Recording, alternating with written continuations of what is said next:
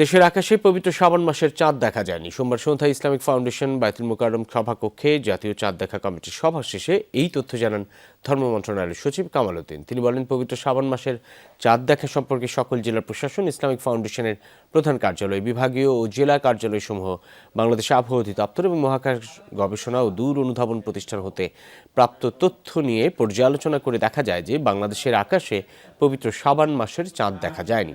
এমন অবস্থায় আগামী 21 জানুয়ারি 2026 খ্রিস্টাব্দে বুধবার থেকে 1447 হিজরি সালের পবিত্র শ্রাবণ মাস গণনা শুরু হবে এবং আগামী 14 শ্রাবণ 1447 হিজরি 20 মাঘ 1432 বঙ্গাব্দ 3 ফেব্রুয়ারি 2026 তারিখ মঙ্গলবার দিবাগত রাতে পবিত্র লাইলাতুল বারাত উদযাপিত হবে।